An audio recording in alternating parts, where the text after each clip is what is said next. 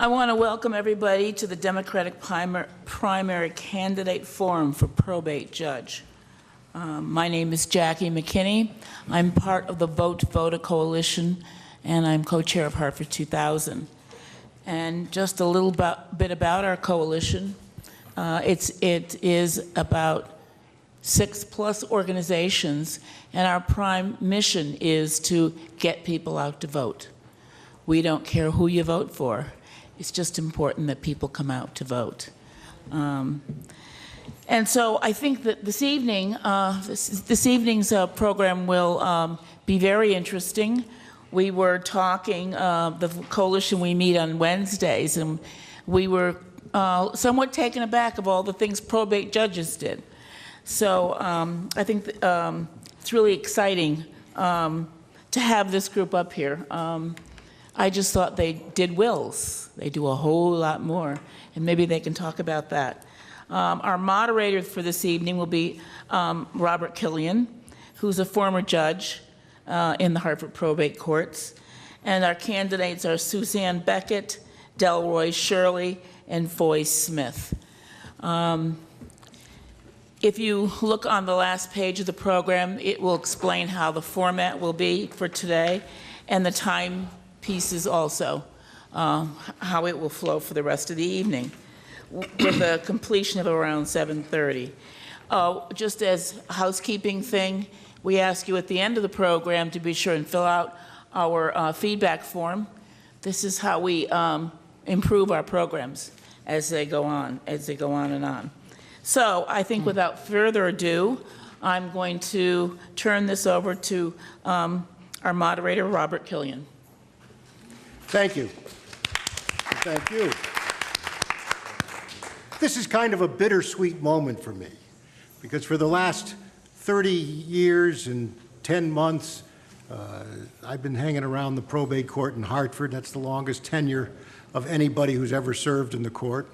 And the court goes back to 1636. It was the first indigenous American court, the first court where the people of the colony of Connecticut, actually of Hartford, got to choose their own judges. And that was a wild exercise of democratic privilege in 1636, because judges were expected to enforce the king's law. And the fact of the matter is that only here in Hartford did we have judges who the people selected to enforce the rules that were going to govern them in most aspects of their lives. It was so shocking that when they realized what they had done, they decided they wanted to take our charter back, because it was our charter that gave us the right in Hartford Colony to choose our own judges. So from 1636 to 1656, we were in business. In 1656, we were put out of business by royal edict, and we were reconstituted in 1666 as the county court. In 1712, that young upstart court, the Superior Court, came into being. And we've been in business ever since. Hartford's records, by the way, are intact back to 1636. And they're now in the State Library and are a valuable resource, the history of the colony. Wow. There are really only 3 things that I want to tell these folks. Number 1 is that I didn't write any of the questions. I think that would be unfair, and I'm not going to grade the test. I'm here purely because I have myself a clearly defined interest and love for the probate courts, and I am very anxious that the court be turned over to people who are committed to the concept of what a probate court is. Secondly, I want to tell you that you're going to be surprised when you get there about what you do, because nobody understands what the probate judges generally do, and specifically what the Hartford probate judge does. This is a place like no other. We could borrow that exact same motto for the probate court, because there is no other court in Connecticut that's quite like the Hartford probate court. That's because there's no city quite like Hartford. There's no conglomeration of people that bring the disparate problems that we have here in the city of Hartford to the table. There is no city that has the same concentration of very poor, challenged, drug-addicted, hospital patients, mentally ill patients. In every category that we get involved in as probate judges, or as you will get involved, one of you as a probate judge, you find that we are off the scale in terms of what goes on. We're by far the largest of the 54 probate courts. And the Children's Court, which is also housed in Hartford, is the largest now of the children's courts.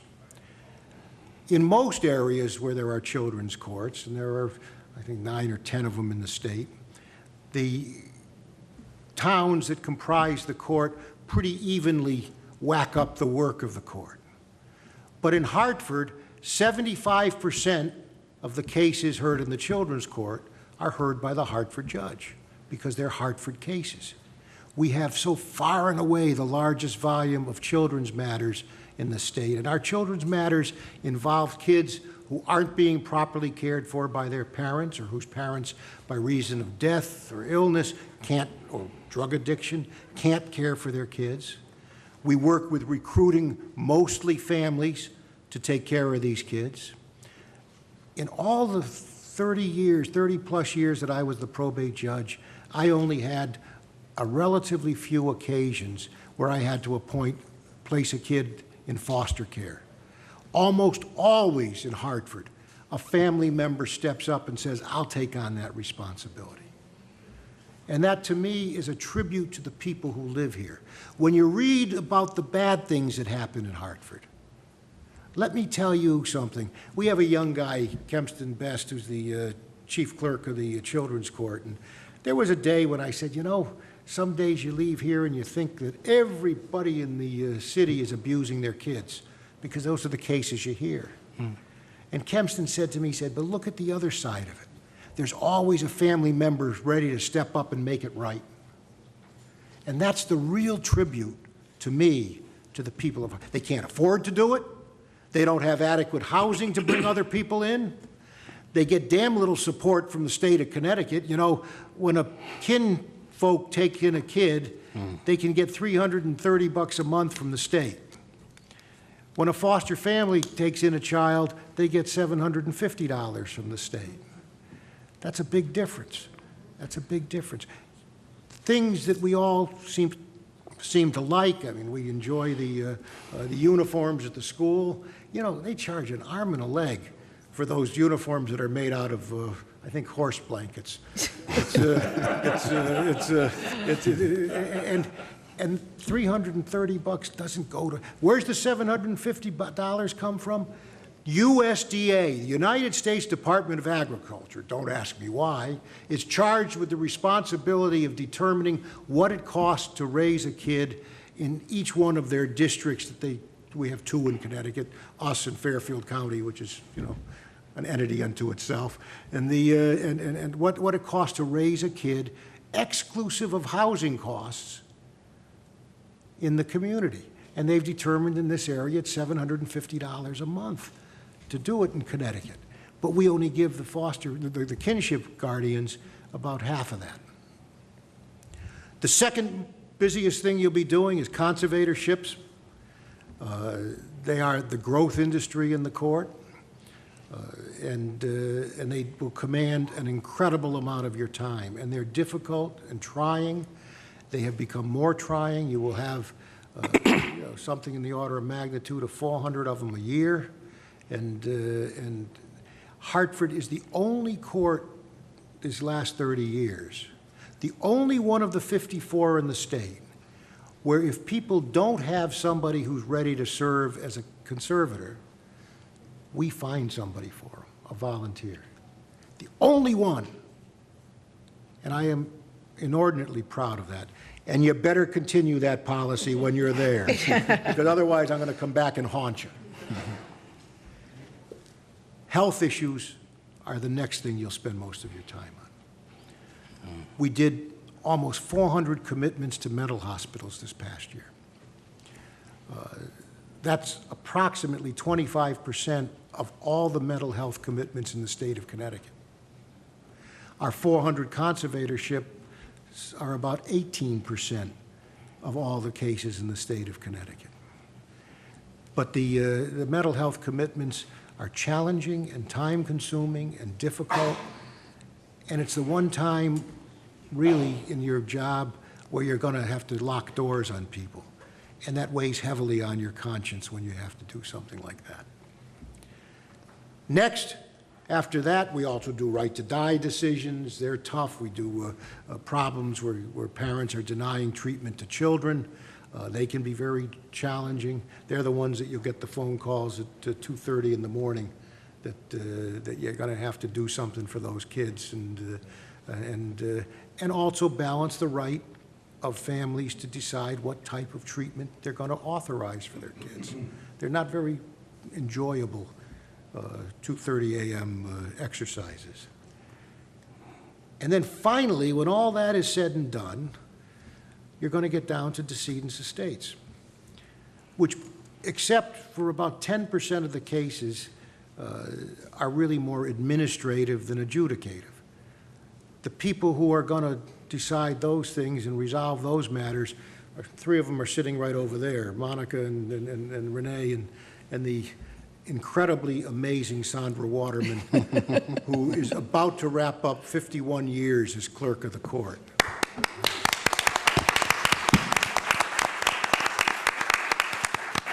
You always hear that someone who got married when they were, a minor. She started the job the day she got out of high school. So it's, is that true? That's true. I could not have survived in the court if it weren't for Sandra. Monica is the deputy clerk, and I presume will be her successor, and she's going to be she's a Sandra Waterman in the making. I mean, the Renee came in after an indomitable predecessor, and people don't even remember her name anymore. I mean, it's incredible, Renee, what you've done there in a couple of years. I want you to know that I'm leaving you one terrific staff, and that you treat them right. Because if you don't do that, I'm going to come back and haunt you.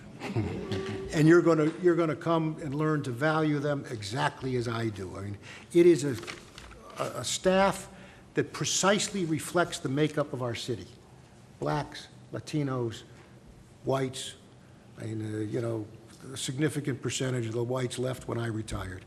And it's and that's good in a city like Hartford. That's appropriate in a city. It wasn't that way when I started, but it's that way when I left. We did have Sandra when I started, but she was it. That was it. You won't do many decedents' estates where you got to have any significant involvement. We don't do that many. It's the one area where we're not in the we're in the top 10, but we're not in the top 2 or 3. And that's because Hartford's poor and people don't have estates. It's different to be a judge in a city than it is to be a judge in a suburb. Because money is an issue in everything that we do. People who want to take a parent in and give them and care for them, you're going to have to know Medicaid rules inside and out. You're going to have to know a lot of things that you didn't. And this is not to denigrate any of your experience. I know all of you. I'm prohibited by law from endorsing a candidate in election for my successor. So I'm glad, because I wouldn't have to choose between these 3 outstanding people. I get to vote, but I don't get to publicly tell you who I'm going to vote for. When I started at the probate court, it was in November, a few days after the election, as I say, 31 years ago. I filled a vacancy, just as you'll be filling a vacancy, mine.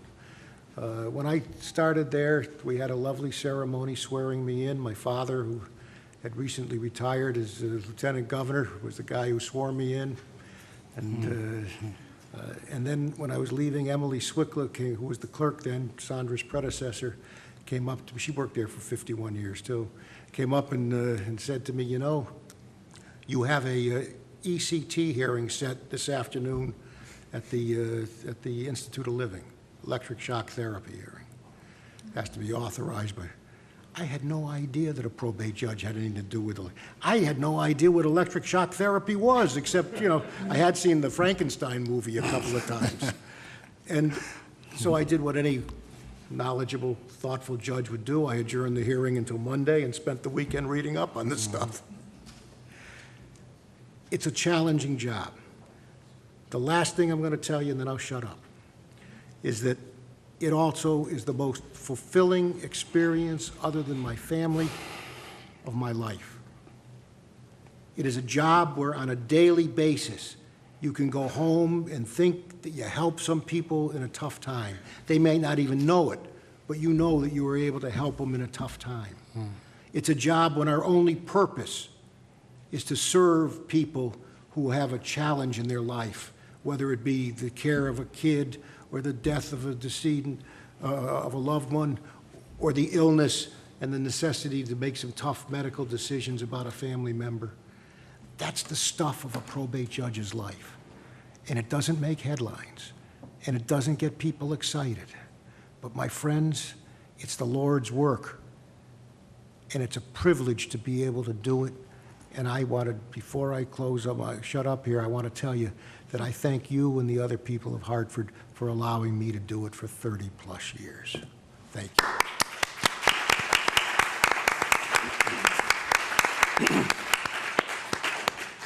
Now I got to tell you one more thing, and this is fair warning. This is fair warning. I was participating in a number of these things as I imprudently sought another office there a while back, and it always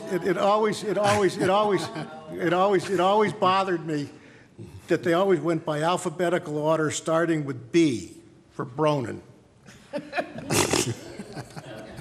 who was a good guy and I like him mightily. But I always wished that sometimes I could get to go first. So I'm exercising the prerogative of the moderator to say, today, I'm going to start at the end of the alphabet with Foy Smith. So the first question is going to be to Foy. You're going to have 2 minutes. No, 3 minutes. No, first we're going to have opening statements. Okay, opening statements. So, see, Candace, you were supposed to yell at me when I screwed that up. You're the gatekeeper. 3 minutes. Okay, 3 minutes, right. 3 minutes for the opening statements. And I'm going to start with Foy Smith.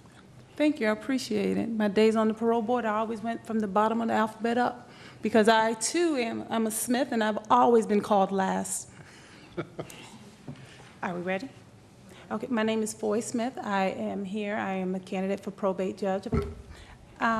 When people ask me why I wanted to run for probate, I always say it was something that I felt I needed to do. Seems like a graduation for me. If I were building a house, the foundation would have been law school, of course. I graduated from Temple University. Probate court it's broken up to me in 2 parts. There's the paper part and there's the people part. The paper part, I think that I got under my belt with law school, passing the bar, doing all of the paperwork that I needed to do. The people part came with my other history, which was a master's in counseling and a PhD. I've done several internships, practicum jobs involving people with mental health needs. All of my jobs have involved some type of human aspect, whether it be the parole board, juvenile public defender. What I do right now, I work for the judicial branch. It is our belief that we are moving away from zero tolerance and trying to get people to understand true diversion. That means working with all of the agencies, including DCF. I manage contracts where we partner with DCF. We have a few that include 5 other agencies in the state. So I'm out there every day in the community, which I come from. I was born in Hartford. I was born on Irving Street, right off of Albany Avenue. My grandmother raised me. I probably would have been a product of probate court had they had those requirements back then. At that time, you didn't need paper you just brought a kid to school and signed them up, and they didn't care, about such things. But I love Hartford. I want to see us do better. I think that a lot of the problems that I saw in all of those jobs, the common denominator was a part of the family breakdown. The kids that I saw when I first started as a juvenile public defender, I ended up seeing them before me on the parole board. I do believe that they were the product of some of the women who I represented from York Correctional Institute for guardianship, to have guardianship transferred.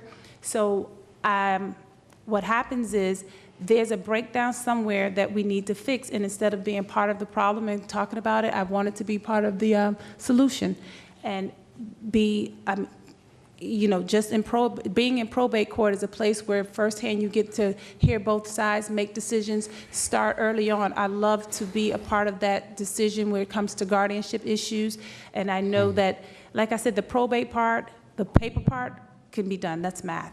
But the people part, I have the personality, I have the compassion. I believe that people like to talk to me, they trust me, they understand.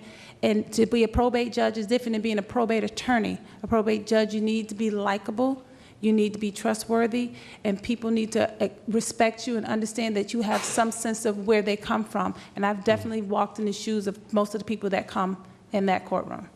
That's it.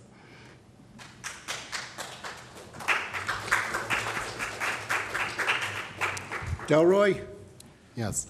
My name is Delroy Alexander Shirley, and I am a product of Hartford North End. My father was West Indian from Portland, Jamaica. My mother, Floridian.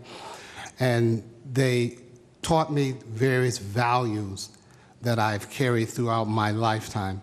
And one of those values was how to look after people, how to take care of those around you who were not as privileged as you were.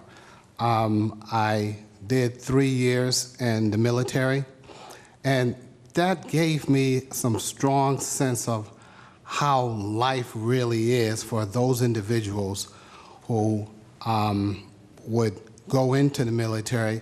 And a lot of times I ran into those individuals who went into the military because that was the only place that they could go, only place that could give some sort of relief.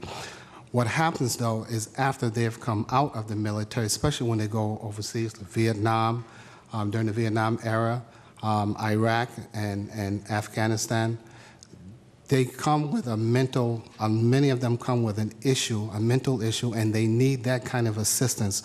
When you talk about conservatorship and so forth, you need to have the kind of compassion that would allow you to work with them and do wonderful things as well.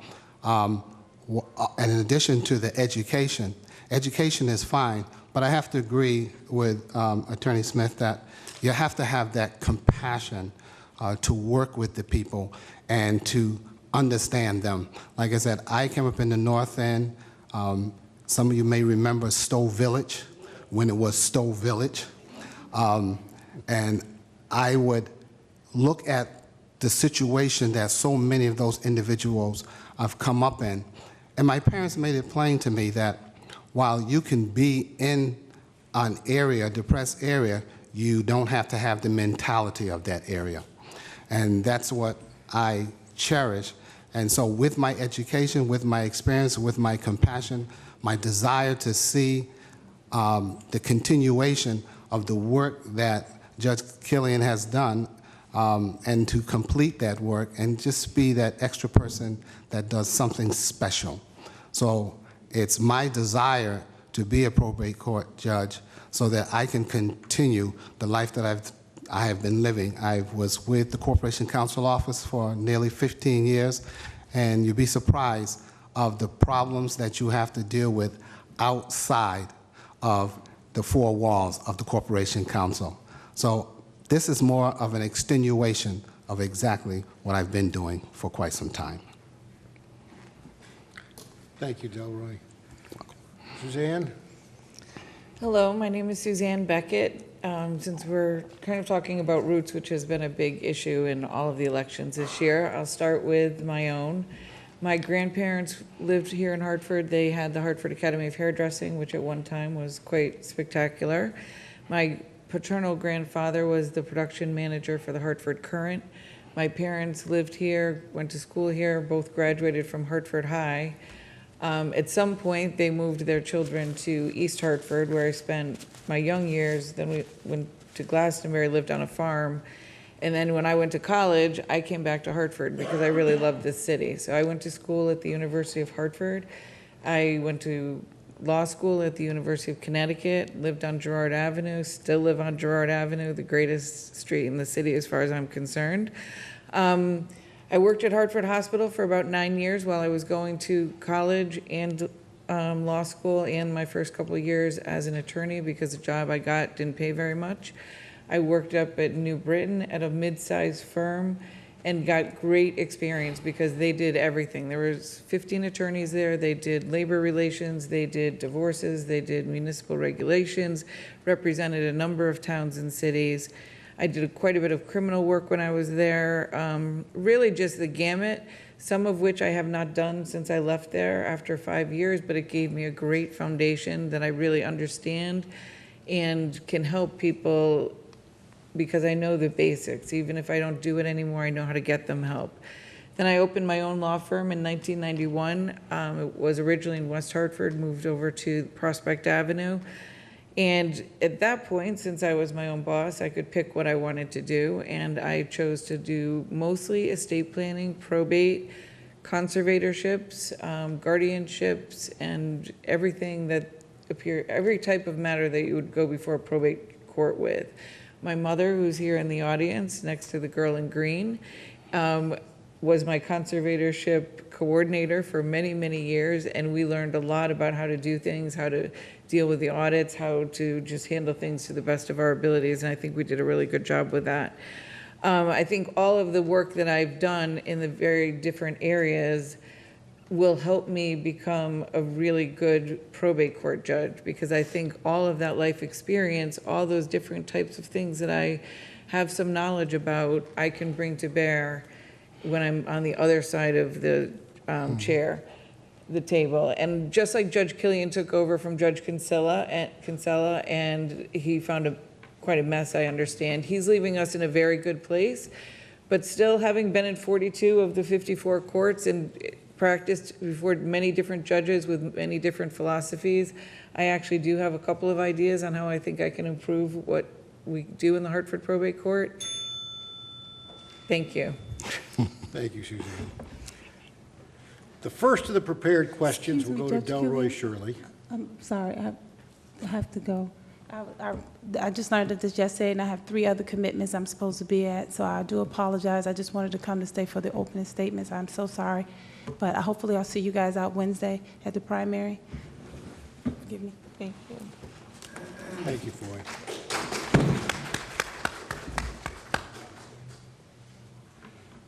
So the first question will be for Delroy Shirley. You've been campaigning, you've been talking to people. Do you think that the public generally has confidence in the probate system? And how could you maintain or improve that trust? Well, I think that the public that I've been speaking with have confidence in the probate system. Throughout there, all I have ever heard was, good things about the probate court. And particularly yourself, Mr. Killian, Attorney Killian, and also Sandra Waterman.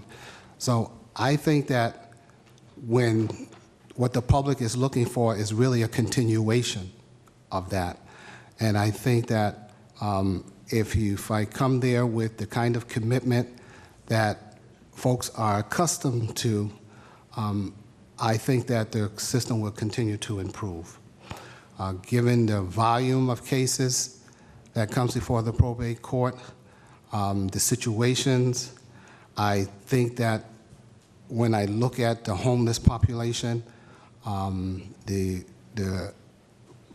involuntary commitments and so forth, I think that you have to be able to work with these individuals and just have the kind of commitment. It's not so much as legal as it is to having a compassion for the people. Would you Suzanne? mind repeating the question? Do you think the public generally has confidence in the probate system, and how do you think you could maintain or improve that trust? I think generally, I'm the one who had to go out and get signatures, so I got lots and lots of signatures and met lots and lots of people. So we had a lot of opportunity to talk to people about the probate court system. And I agree. I think that for the most part, the people I spoke with were very favorable about the probate court, and probably much more so than any part of government right now in the city of Hartford. I think I met a lot of people that had experience in the probate court, and the overwhelming response was that even if they didn't get what they want, they thought they were treated fairly, and I think that that is key, because that's not always the case in the city of Hartford when you're dealing with government agencies. So I do think that there's a lot of confidence in the court, and that's one of the reasons I'm very happy to be here today, because I don't think there's been enough media coverage of this race that I think is a really, really important race. The mayor will affect the city, but the probate judge will affect every single family that comes before him or her in a really direct way. I'd like to make one suggestion to you, Ms. McKinney. Since we only have 2 people here now, rather than have a 2 and 1, why don't we give each equal time to answer the question? And That will be okay. is that okay with, be the same time, just divvying it up a little differently? Is there anything else you wanted to add there? No, I think I did it okay. But I like the idea of 2 and 2 from now on. Yeah.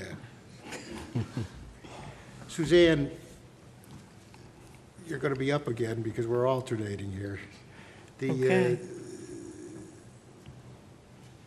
The costs of probate court is a concern right now, particularly since the General Assembly this year imposed greater burdens on the probate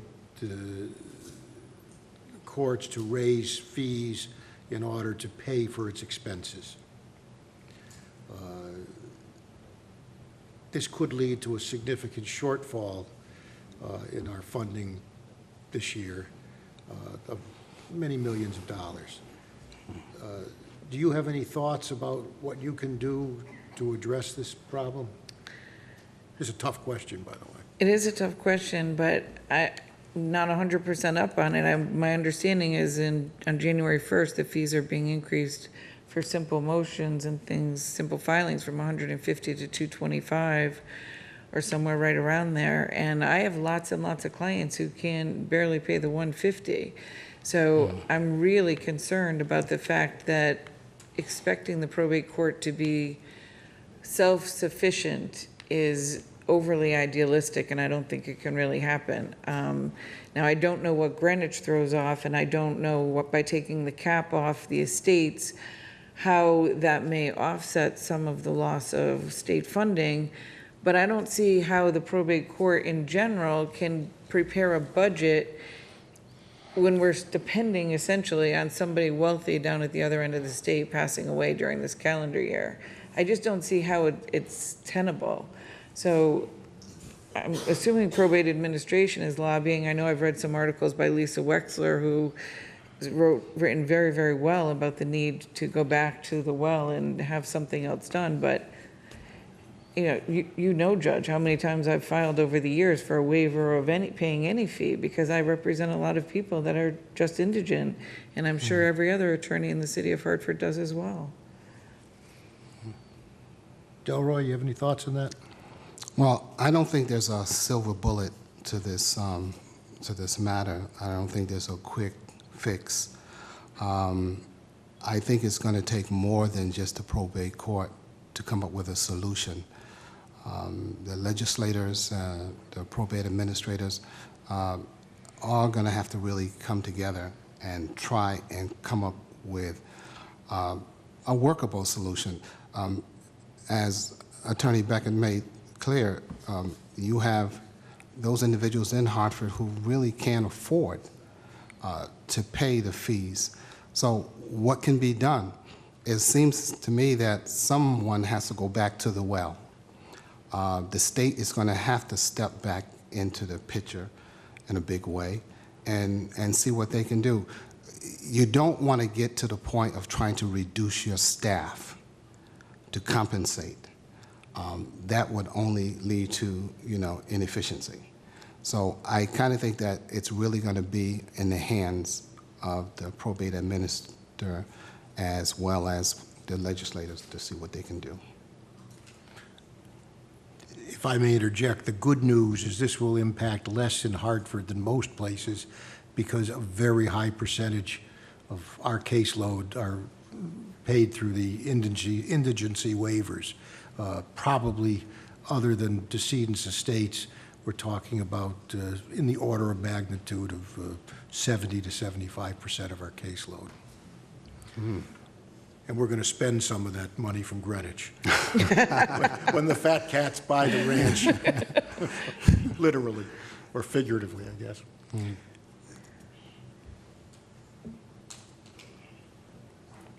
Probate court judges are the only judges who are elected in Connecticut. Do you have thoughts on the pros and cons of elected versus appointed judges, Delroy? Appointed versus elected. I think the real thing is really getting a qualified person. Whether the person is appointed or elected, the main thing is to get a qualified person. I think when you have, usually I would hope that if a person is appointed, then there has been due diligence out there. They have did the research. It's not just, a family friend, but it's someone who has a love for the field and for the people. When you're being elected, you really have to make certain that the people know you, know what your character is, because that's the principal thing that you bring to the probate court, along with education, but you have to have a certain character. And if the person's character can come either through the election or through the appointment, to me, that's a good thing. Suzanne? Well, I've been in politics for a long time, and there was probably a time in my 20s when I would have thought that an appointed position would be better.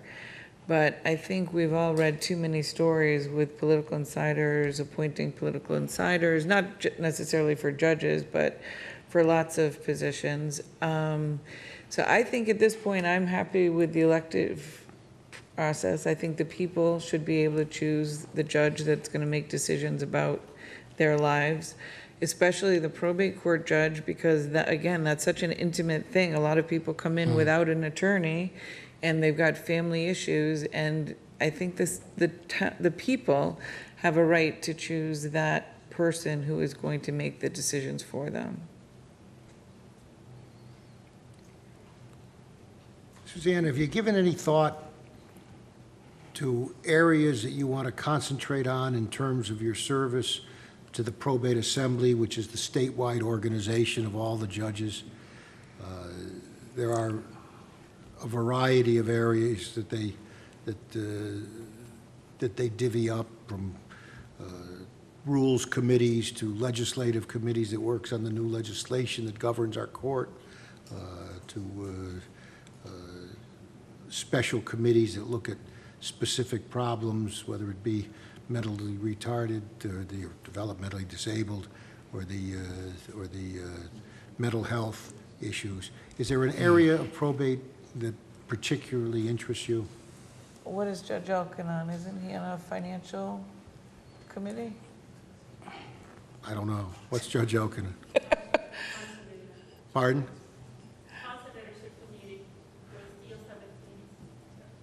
Okay. I would like to be involved with something with the legislative committee and try to convince the legislators that the probate court is a really important part of the judicial system, that it's important. And I think by slashing the budget, they've indicated that I can only assume that they don't see the worth of it, because you don't go from millions of dollars to $0 if you think it's important. But I'd also like to believe that with some education that they could be taught that it's a very, very important part of the community and that it should be continued. And for the hundreds of years that we've had it, we don't want it to implode on their watch because they haven't funded it. And I think that's a possibility. You know, I've heard that now in order to replace a vacancy, you're gonna have to go to the budget committee and ask to replace that vacancy. Well, I can see that this would spiral down over the course of this upcoming year. So that's what I would do.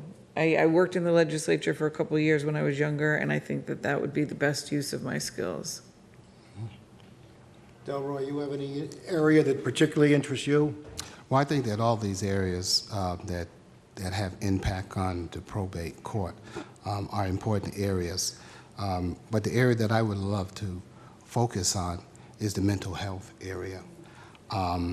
When I think of, and again, I'm a veteran, and when I think of so many veterans that are homeless and having mental health problems, and they seem to be a lost cause, that troubles me.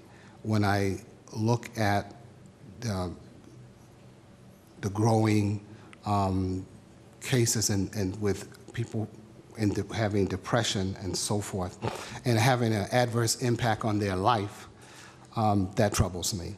So I would think that I would really want to be active in seeing what I can do to work with even legislators to make certain that those individuals who have these issues receive the care. You walk the streets of Hartford, and sometimes it seems like the system has changed where they're letting more people out into the street who have problems, and it's almost like someone has just closed their eyes and there they are, without someone being an advocate for them and saying, look, wait a minute, we need to find a place, we need to find help for them, we need to do a number of things that would benefit these individuals and get them off the street. I know, the whole philosophy now is that allow them to go out, but there's no help, there's very little help for them, and I think that has to change. We have individuals where crimes are being committed, and because they're not taking their medication and so forth. So there's really no supervision. So I'm hoping that in that sense right there, I would love very much to be with those individuals. Thanks, Delroy. Sure. Is there any aspect of the probate court jurisdiction that you find particularly off-putting or that concerns you, or you wish you could pass it over to the Superior Court? I haven't given a lot of thought to that, but I'm not so sure. I think the expanded jurisdiction with the jurisdiction for the courts for the children and so forth has done a lot to ease the burden of the probate court. But I kind of think that at this stage, I'm not so sure I would want to, without further research and investigation, to find out exactly where the burden is for the probate court, just to turn something over to them. The Superior Court would tell you that, hey, they're burdened themselves. So I would really like to look and investigate that. But for right now, I think the probate court is doing exactly what it should be doing, that is handling the cases that it should be handling, that is getting the kind of results that the community expects them to expect of them. So I hesitate to say that I would turn something over to the Superior Court. Suzanne? The thing that comes to my mind, which is a little bit of an outlier, and I doubt it takes up too much in the way of resources, but it would be one thing off the probate court's plate, would be the tuberculosis cases, because I think the Superior Court could easily take on those types of cases, and the probate court just has so many different types of things that are so very important that just having somebody have to dedicate a little bit of knowledge and a little bit of time to stay up to speed on something that doesn't occur that often, in my mind, that would be one thing to take off the table. That is in conjunction, with probate courts handle all quarantine issues. And there aren't many, you're right, but actually there have been 11 in the last 10 years since we got that jurisdiction, and guess who handled all 11? So beware, you will get those, but nobody else will in the probate system. I'd like to have people in the audience ask questions, and would ask that you stand up, we got a microphone for you. Ms. McKinney going to get to you, and then Don't be shy. Ask don't be questions. shy about asking questions. You know, you won't hurt my feelings if you've had a problem with the court, because I could give you a list as long as my arm of people who've got complaints. But please, make them questions, not statements. Yes, sir. My name is Attorney Nick Wolf. I happen to be Wait a minute, hold on, let me give you the mic so you can they can hear you on tape. my name is Nick Wolf. I'm a native son from the Hartford-Springfield area. Just want to say that all boats in the Hartford-Springfield area rise and fall with the city of Hartford as well as Springfield. I am a probate attorney, one of those people, yeah. And I just wanted to say one thing the judge said was that the court was in 1636, was pretty wild. Well, it's still wild. And that being a probate attorney has been a really interesting experience. Been doing it for about 7 years. In all sorts of situations. And I just want to say that the probate court is a court of need. People go to the probate court when they have nowhere else to go. So it's a court of need. And my question to you would be, what would be the procedure or methodology that you would use to appoint attorneys? How would that work? And I just want to say one comment on that. I already have a bunch of conservatorships, or a couple, okay? And to take more, well, now I'm not getting anything done. Okay, now it's just insane. So for the court to link getting cases to whether or not someone's going to take a conservatorship or not, well, until you've been a conservator, you might not know how that works. So what would be the methodology or procedures used to appoint attorneys to cases? Sure. I think that one of the things that you look for, first of all, you have the need, and then you want to look for competency in the attorneys. So I guess you have to have a pool, and I believe the probate court does have a pool of attorneys that they can rely on. I think it's important that these attorneys are very familiar with probate court, very familiar and trustworthy. So I kind of think that once you realize that you have a situation, the thing is to really develop a pool of attorneys from which you can choose from, and you're going to need that, and that's going to be an important part of the probate court. You're going to need to have that pool right there, and those individuals that you can look to and that the public can look to and know that they can depend on them and there's confidence in them. Suzanne? Yeah, I've given this some thought, and it's very difficult in the city of Hartford because there's not a lot of perks to be offered. In some courts, if you take a conservatorship, they'll give you an estate without an administrator, perhaps. But I think it's really important to have a pool. I think we need to have it. I'd like to, and I don't exactly know how Judge Killian handled it, but I do know how some of the other courts handle it, and I know how the Superior Court handles it. And I think what I'd like to establish is some kind of point system where if you do pro bono work, and it might be drafting a will for somebody that can't afford it, because a lot of people in the city of Hartford don't even have a will that names a guardian if something happened to them. So some shorter term projects, because as you and I both know, if you take a conservatorship, I mean, I've had them for 30 years. You're in your family. And it takes, so that's a special kind of commitment, but there's other things I think you can do to benefit the people coming before the court. And if we somehow develop some kind of system where you can weight it, where a conservatorship maybe is worth more than a short-term attorney position, I think we can work something out so people feel like it's fair. I want people to know that we have almost 100 lawyers who have volunteered to take on these relatively undesirable tasks in the Hartford Probate Court. And you will find, as you go along, that when you walk down Main Street, the smart lawyers see you coming will cross to the other side of the road. Because the last thing they're going to want you to do is say, hey, I got one I'd like you to take. But the other side of it is like those grandparents who take in their their grandkids under difficult circumstances, they do it. Some do it more than others, but there are people who will do it, and there's always a willingness when you call and say, I got a really tough one, I need somebody with your kind of experience. Lawyers from the best firms in Hartford will take it on.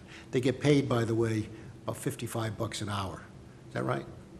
50. 50. I just gave them a raise. We're waiting for the raise. I just gave them a raise, which, you know, it pays for the parking fees, and but it is not generous compensation. But thank God there are lawyers here who take it on. Hello, my name is Jackie Bryant. I have some concerns. First of all, you know, African Americans and Native Americans are the only ones that do not have permanent rights to vote. And I know of a case in South Windsor where it was an African American family, and the judge in the other court, not you, Judge Killian, appointed a conservator who got paid, but they did not explore where the person went to church, because that's an asset. So I'm hoping that there is a pool of, when you go to do conservators, that there is a pool that you can go to where somebody goes to church or whatever other organizations that they belong to set who's going to be the conservator. Because it was the husband that was needed to be a that needed to be someone to conservate his assets, but they did someone else and they got paid, and they didn't even talk to the wife, and they've been living in the house together for over 40 years. So I'm just wondering, when you make decisions, or when you think whoever gets to be it, going to make decisions, that you will explore, as Judge Killian said, look for a family member or at least a church member that can take care of people's assets. So I'm wondering, what is your feeling on that process? Suzanne. You know, I think in my practice, certainly, we have this conversation all the time. When people come in and they say they don't know who to pick as a guardian for their child, I always say it's better for you to pick someone, even if they're not perfect, than for you to pass away and have a probate judge potentially choose the guardianship. So I think it's really, really important that the judges try to find a family member or a close family friend, and I think every judge that I've ever been in front of does try to do that. But it's also a little bit incumbent upon the family to make some suggestions, especially in your situation. If the wife couldn't do it for some reason, she would have gotten notice of a hearing, she could have come to the hearing, and maybe she would have had some good ideas. And I know sometimes people don't want to go to court, but that's one of the reasons the probate court, Hartford and every other court, is really intentionally user-friendly. The judges come out, they look just like you and me. They sit at a table, they're not higher than everybody else. The idea is to make it a place where the family can come in, and even if there's not an agreement, perhaps have a conversation about who we can choose. I mean, there's requirements, of course. If they're going to handle money, you need to make sure that they're capable and qualified of handling the money. But I agree with you. I think the family member or a friend is going to know the person much better and is usually going to be the better choice. I have to agree as well.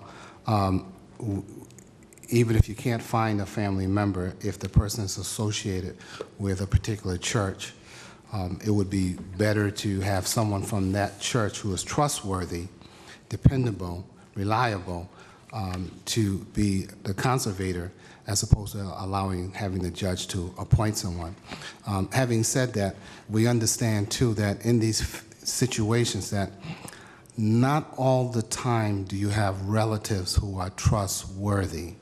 There are numerous cases where a family member says, I want to be the conservator, and there's money involved. And before long, the money is gone, and the care has deteriorated to to nothing. So it's a tricky situation for the probate court judge. And doing his due diligence, you look at all of the areas, and you really try and find someone who is trustworthy and so forth. And you're not looking for the person who hasn't done a thing for that person for years, and all of a sudden, that person shows up. You have to question that kind of involvement. But you're right, your concern is legitimate, that you really want to have someone who that person can trust, who's associated with them for years. That gives that individual the best opportunity to have the best care. And the law that we have now for conservators sets up a triage, tiers, as Delroy says, as to who you have to look to first. And spouse and family are the first obligations. Somebody nominated by the person who they're seeking a conservatorship has to be considered. It is always the judge's duty to determine whether they're capable of doing it, whether they're the proper person to do it, but you have to make specific findings why you don't appoint somebody if there's one of these people high on the list who are available for appointment.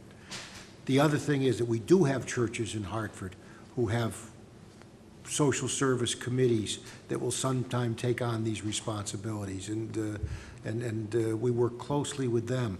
And we got the law changed so those people can get paid the conservator fees that are authorized by statute, which again are low level, but better sometimes for someone who's not a lawyer when you start looking at $50 an hour. You don't have to be a lawyer to get that $50 an hour. And that's a change that our court fought for and got 7, 8 years ago, I guess now. What else? Come on, there's got to be some more. Oh.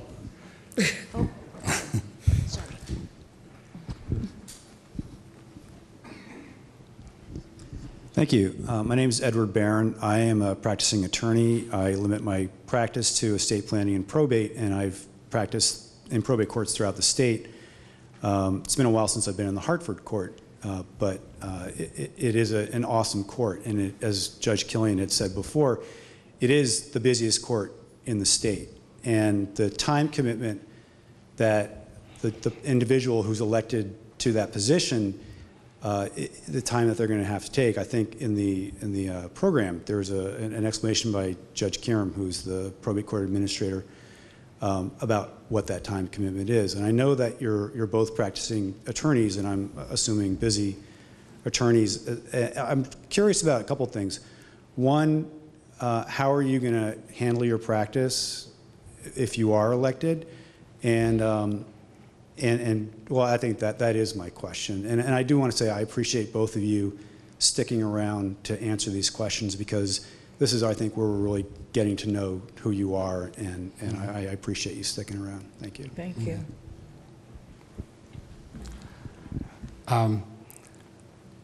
With regards to practicing, a lot of what I do is really pro bono. I help those individuals who are economically challenged. I work with the elderly. So my time would be dedicated to the probate court. And this is why I said early on that it's really an extension of what I do.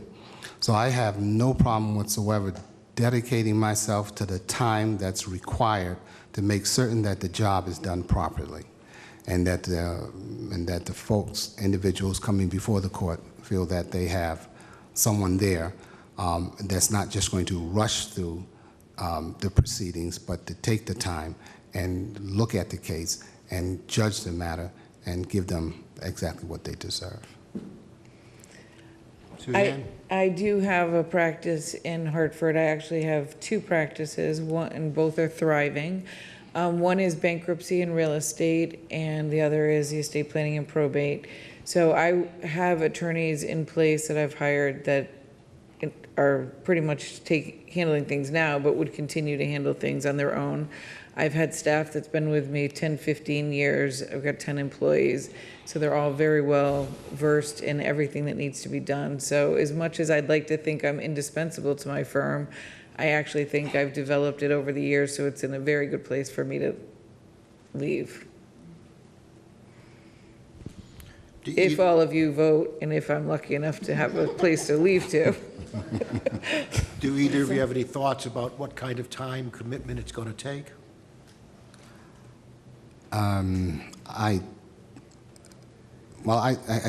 It's a full-time job. I see it as a full-time job. I see, given the caseload that's historically a part of Hartford Probate Court, it's something that's going to require hours. It's a full-time job. In fact, it's full-time plus. So when you talk about 40-hour work week, 5 days a week, and so forth, and you yourself indicated that sometimes you get that call 2 o'clock in the morning, and you have to respond to that. I think that you have to be available to this because it's at sometimes, like you indicated, it's not a 9 to 5. There are times when you have to go the extra mile, and so you have to be available for that. If you're going to take on the responsibility of being a probate court judge, that has to come to your mind. You have to take that into consideration with regards to your family and so forth. Suzanne? My understanding is currently there's 7 judges filling in with for Judge Killian, who had very big shoes to fill, and that at least some of them are working 2 days a week. So I think the current number of hours being worked by judges in the aggregate is probably well over 40 hours. My understanding is, at least as a new judge, you're looking at 45 to 50 hours a week, because even though I may know the subject matter from my side of things, it's going to be a learning experience to learn it from the other side of things. So I'm expecting to work at least 50 hours a week, which will be a nice reduction from the 70 hours a week I work being self-employed.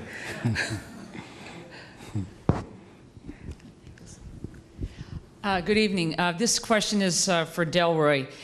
Shirley. Mr. Shirley, or Attorney Shirley, I live in the 6th District. I had the opportunity to listen to the interviews in the 6th District for the other candidates, Attorney Smith and Attorney Beckett. I know you from before, from Corporation Counsel, and quite honestly, I was surprised that you jumped in at the last minute. I didn't have a chance to go see your interviews or anything, so I did have a chance to go online and watch Access TV and look at an interview there. Can you tell me a little bit more about what you've been doing since your retirement from Corporation Counsel? In the interview, you said that you hadn't been before Judge Killian, and you've mentioned that you have pro bono cases. So what has been your experience since you left the city of Hartford? My concern is that in the interviews, Attorney Smith was very candid. I admired her candor when she said that she had plenty of professional credentials, even a PhD, but she admitted that she didn't have office management experience, and she admitted she had very little courtroom experience. So her positives are in another area, obviously. Attorney Beckett came forward and told us all about her practice experience, her years of management, and the number of staff she had. So if you don't mind, could you be a little bit more specific than what I saw on Access TV, just to educate me and possibly other voters here? Thank you, sir. Sure. Again, from the time that I left the Corporation Counsel office, as I indicated, I've been doing pro bono, but one of my strong points is working with the elderly and working with the youth. One of the things I do with nursing homes and so forth, I write letters for those who need to have some sort of guidance and so forth. I have work with our youth in a very positive way, so that, and these are the intangibles that you may not see on a paper, but if you go into the communities that I work, you'll see that the children, the elderlies are benefited from my service.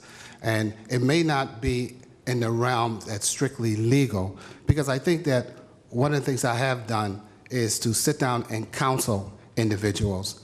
In addition to doing that, I work with individuals who are in the process of getting a divorce. I try to mediate. In fact, what I would do, once they reach to the point where they've decided they are going to divorce, now it becomes a thing of, okay, what are you going to do with the assets? How are you going to split things up and so forth? And I work with several churches.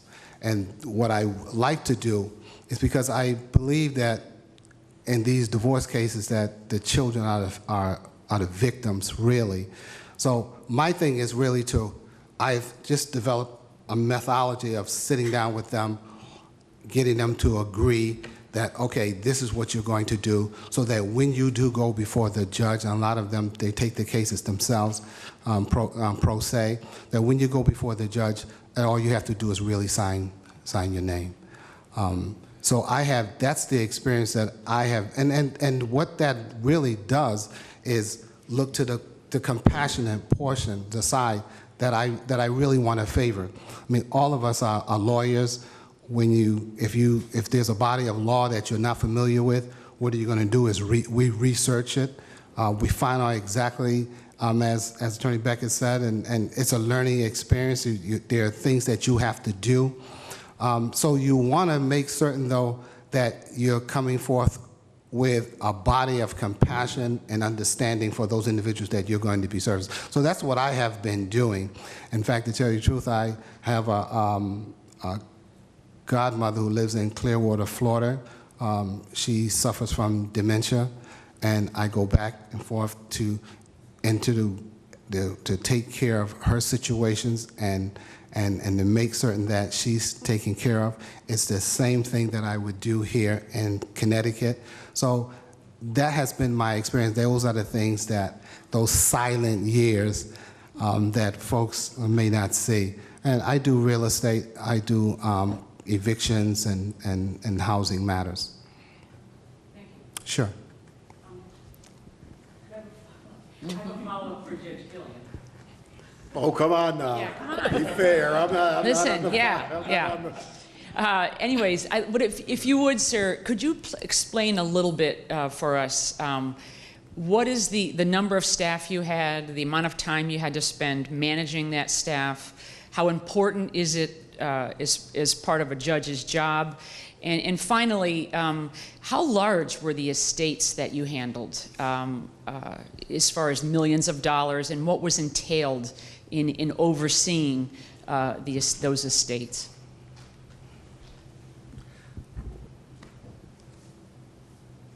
The staff is about 20 people of the children's court and the probate court. I didn't oversee the staff. Sandra and Monica oversee the staff, and Kempston. I train the staff.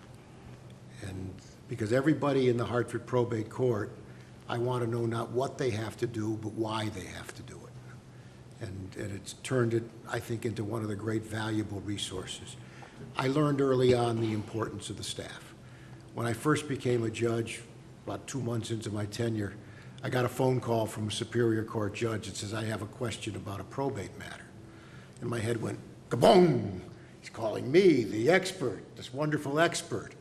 And then he said, so could I talk to Emily Swickla? And he did, and she answered his questions.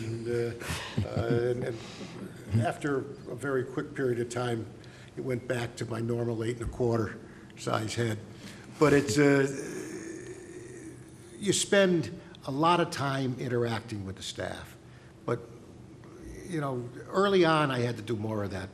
But Sandra and Monica following in that tradition, and Kempston, these are extraordinary managers, and I've let them manage so that I judge and they manage. I have to work the budget. I have to make evaluations of employees. You know, I couldn't tell you how much time it takes.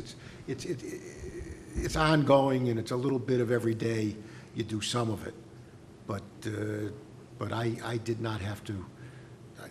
Mercifully, that wasn't. I heard 51,000 matters in 30 years, but I didn't have to hear daily complaints about the coffee room is dirty. So, thank God. Then it's the court takes. I don't think anybody can do the Hartford probate court in less than 35, 40 hours a week of judging. I had my first hearings at 8:30 in the morning at hospitals, and my last hearings every day are at hospitals.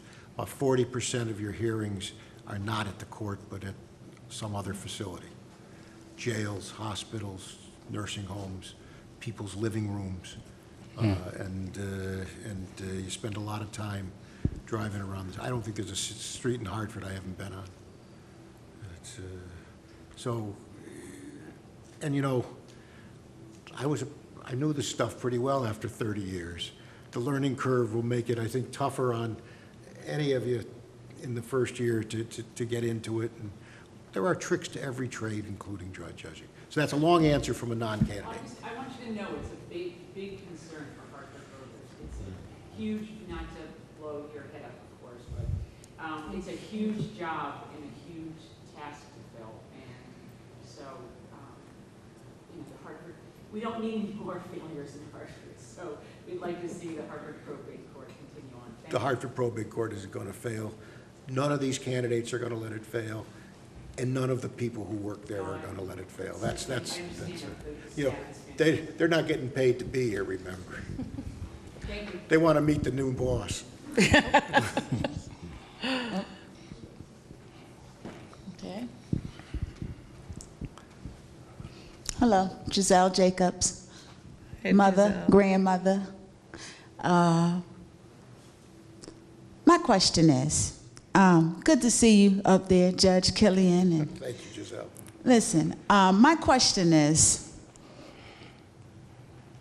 I was thinking about a couple of statements that Judge Killian made when he was on similar panels as it related to being a probate judge and going out into the communities and sitting with the children and families in the communities of which he served. My question to you would be, as an elected official, elected government official, in service to children and families in the greater Hartford community, all sections of it, whether it be the north end, the south end, the west end, what will be your level of comfortability as it relates to going out into the community and building relationships with those children and families that you will be serving? That's my first question. My second question would be, Let them answer the first one, Cool. and then they'll have to fight to get that microphone away from you. I know that. So, Am I first? you're first. Okay, I think that's a great question, and I think it's really important because it is a people's court, and the court needs to go to the people as much as the people need to come to the court.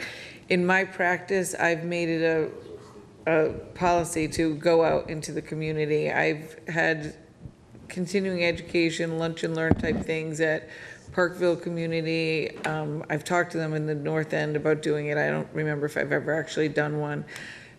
Catholic Family Services, you know, small groups, large groups. I've been doing this for 20 years. I believe very strongly that the court and actually attorneys need to help spread the knowledge that they have to the community, because even a couple nights ago, I was in a meeting with some girls, and it started off on probate issues and the election, and then it veered into all kinds of questions that they had between, you know, their children, the children's father who is no longer part of their lives, how they get child support, all kinds of things. There is so much information in any attorney's head that we take for granted because we learn it every single day, no matter whether we officially practice in that area or not. And it is so easy to make a real difference in somebody's life. I mean, one of the girls was crying. She walked me out to my car and she was so grateful at the information.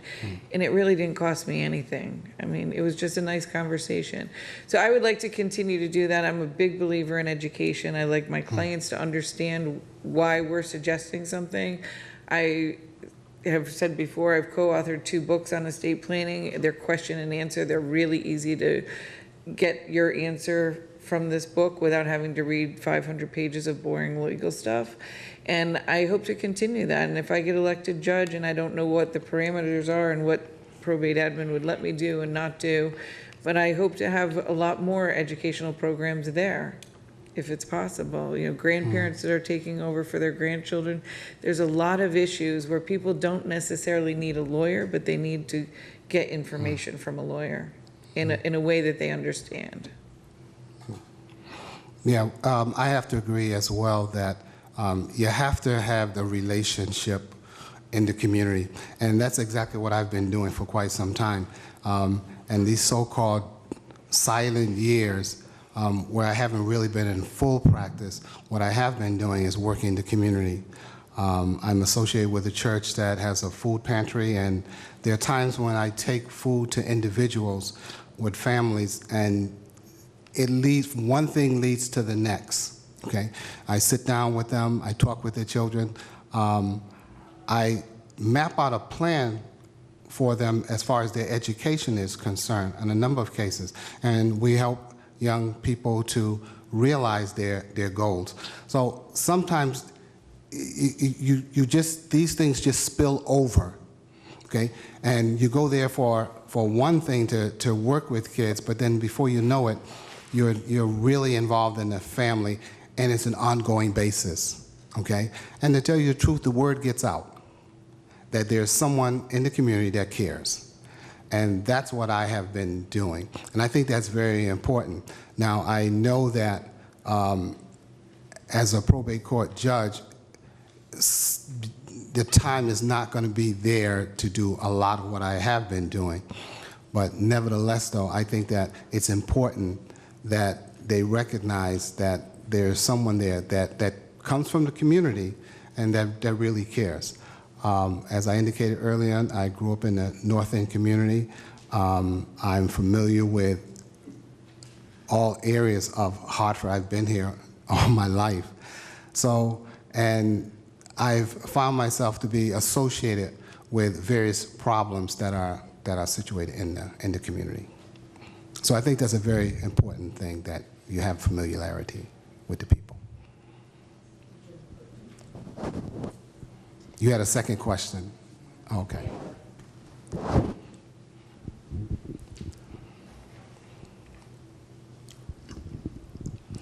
Hi, my name is Elaine Hatcher, and I do have a little bit of experience with the probate court.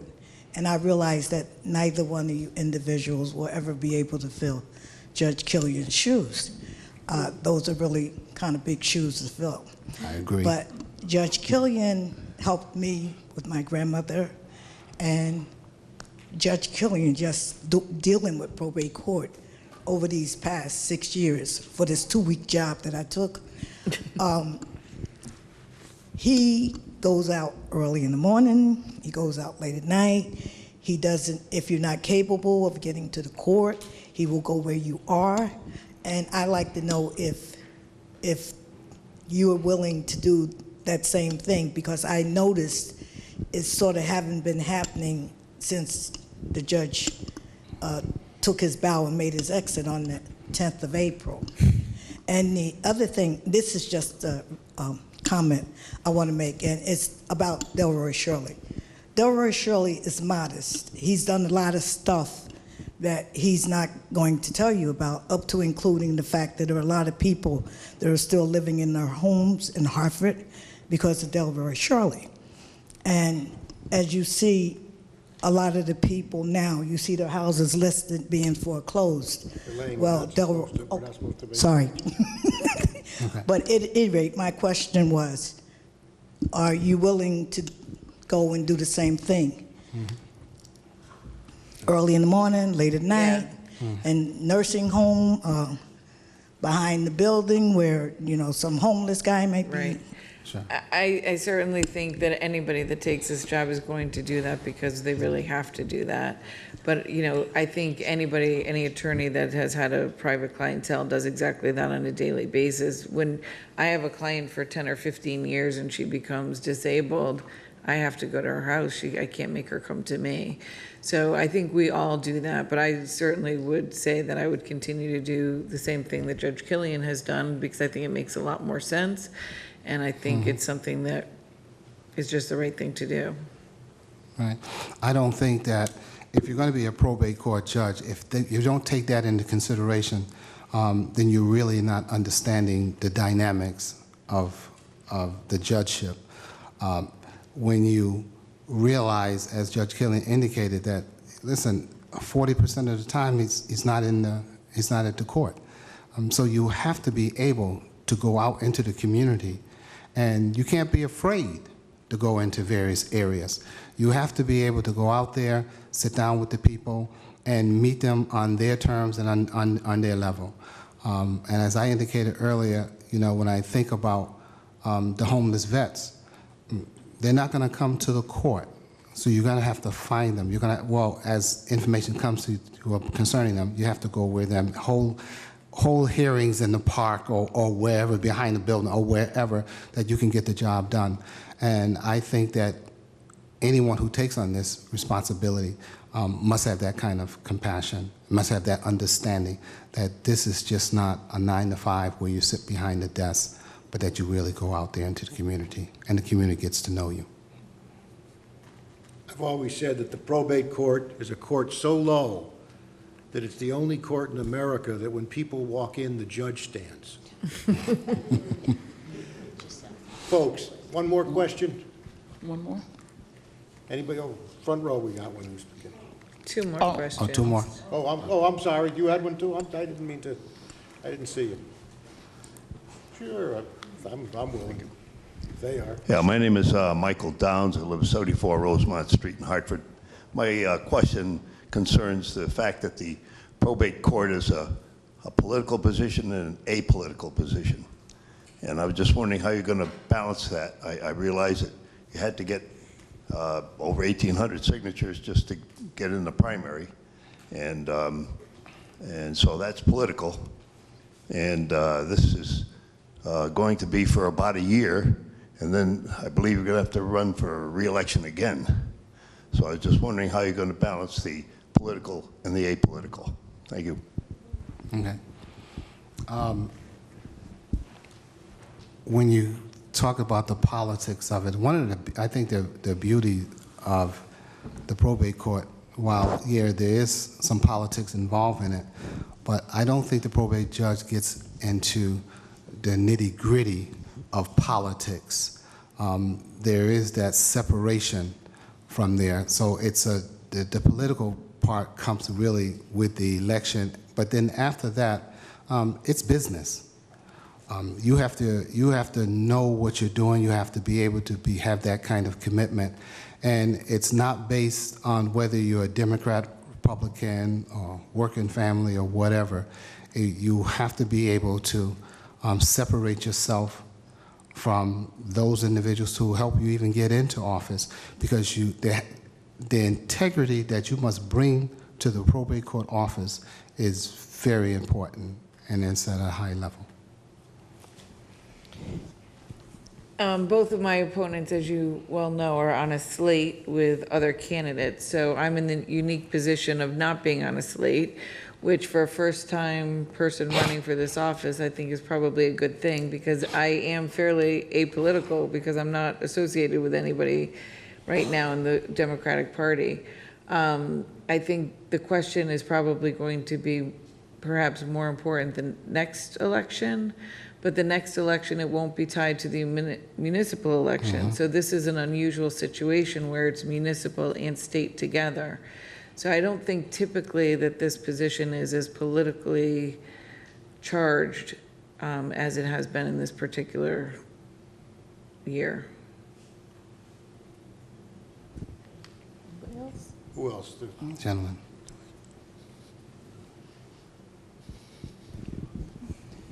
Hi, I was wondering if either of you have ever been suspended from the practice of law in the state of Connecticut? I haven't.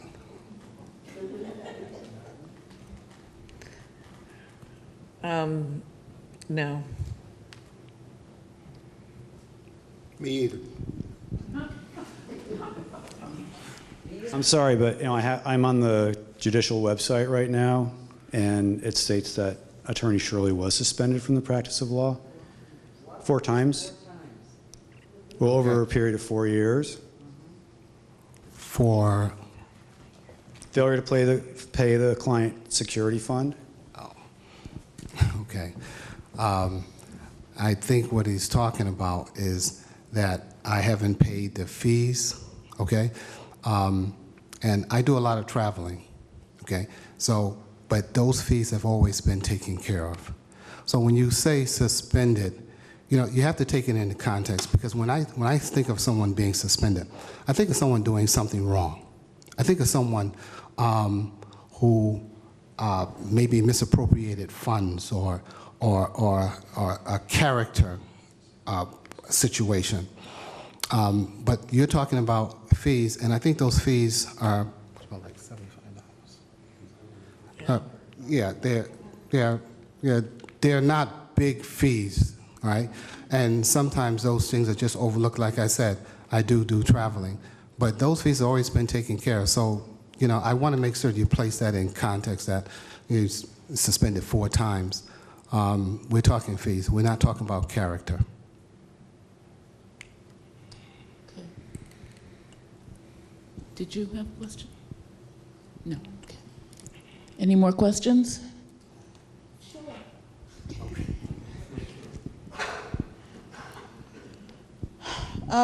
Let's see. I do a lot of volunteering and advocating for children in the community, especially those who have a parent incarcerated, children of incarcerated parents. Out in California, you know, they came up with a Bill of Rights for children of incarcerated parents. You know, I have a right to be kept safe and informed at the time of my parent's arrest. I have a right to be considered when decisions are made about my parent. I have a right to be heard when decisions are made about me.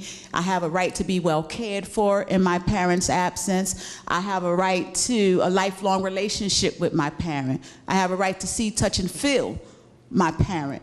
The point that I am trying to make, with all the incarcerations that we have in the city of Hartford, oftentimes, you know, it happens suddenly, where that parent becomes incarcerated, and now you have a child who may or may not be in a situation where they're able to have a relationship with that parent who has become incarcerated. Mm-hmm. I have, it's been, you know, brought to my attention there are times when DCF may have to get involved or not. And my question to you would be, I would like to possibly create a scenario just to see how you would handle that situation. So you have a child whose parent has become incarcerated. That child wants to continue to have a relationship with that incarcerated parent because they don't see that parent as someone who has done something wrong. It's their parent. They love that parent and they want to continue to have a relationship with that parent. However, the parent who has now become the sole guardian and caretaker doesn't want that child to have visits with the parent or correspond with the parent and so on and so forth. How would you handle a situation such as that as a probate judge? Are you talking about a couple that's married or they're not married?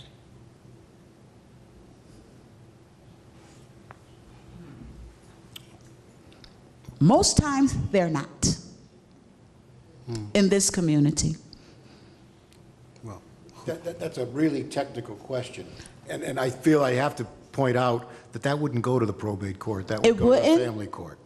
And it's, no, because that's one where you're not removing a guardian. You're just one guardian is asking for visitation, that goes over to the family court rather than to the probate court. If you removed a parent, and if a parent went to prison and you appointed the grandparent, now it's a probate court. The visitation with the incarcerated parent is an issue for the probate court. So they could they could answer that question. Answer that question. Well, that's where I thought you were going with it. You know, I think that's a very hard question to answer here because there's so many factors that you just don't know about. I did family law for years and years and years, and there's no two family dynamics that are alike. I can only tell you that my basic gut belief is that every child needs to have a relationship with both parents, regardless of the circumstances, because you only get one mother, you only get one father. They may not be the ones you would have picked out at the store, but they're the ones you've got. So I can't tell you what I would do in that situation unless I had the actual client sitting in front of me and knew the background and how the child was affected and everything else. But I would, from a general philosophy, do everything I could to encourage or order some kind of access. I think in a situation like that, you're looking at the best interest of the child, okay? What will the child, how would it benefit the child? And in so doing, now you look at the relationship of the parties, the person who's incarcerated, as well as if there's not another parent, then the guardian and their relationship, so forth. And so you have to look at all those dynamics in order to make an intelligent decision. Okay. Of course, if the mayors get rid of all the insignificant drug arrests and drug incarcerations, your scenario may happen a little bit less frequently. It's pretty frequent. Yep. Okay, all right, this will be the last one. Looking at that scenario, I'm just thinking you would probably get a lot of cases maybe similar to that or maybe different. Is there a different, what type of procedure do you use or what requirement, how do you go about making referrals to other courts? Because like she said, that one might have come to your court. Is there a special procedure that you use in order to refer to other courts? Do you make many referrals to other courts? We explain to people when they're in the wrong church. You know, we have a bunch of pews, and they got a bunch of pews over there, and sometimes people come to the wrong church. And if they come to the wrong church, at the counter, we try to tell them, no, you're in the wrong church. Don't give us the fee to hear this case or file your fee waiver with us. Take it over to family court. Sometimes it's the juvenile court. Sometimes the courts ourselves, we have an agreement that when we defer to family court, when they defer to the probate court, where we have joint jurisdiction, then the issue sometimes is where do they go first? And sometimes under the agreement, there's an understanding that one court can do it better. So I used to talk every week to the juvenile court judges where they'd say, I'd like to send this one over to you. And sometimes it was like, you know, the trade deadline for baseball. And I'd say, yeah, I got two I'd like to give you. So I'll take yours and give you, and send you two, and I'll give you one future draft pick. We try to avoid burdening people by not telling them right up front, this is the wrong place. If they insist on filing the petition with us, we can't say we're not going to take your petition.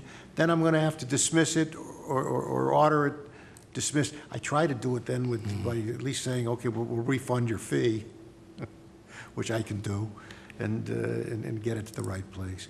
We also have two great things that we got, one of which is in danger right now, and that's what we call it the grandparents fund, but it's really a guardianship fund. It's only in the 5 big cities.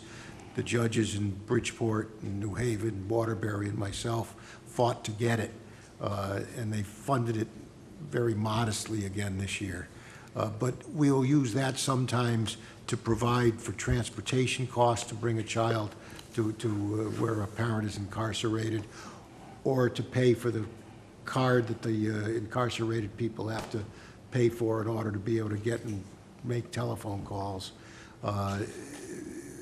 We used to have a lot more flexibility with that, but the amount that they gave us means I don't know if they've imposed new limits yet. When the new budget came out, it hurts where we are in that one. We've already agreed that if the state money isn't enough, we're going to try to raise some money, maybe from the Hartford Foundation, to see if we can't get, and I'll participate in that whether I'm a judge or not, because that was a very important thing.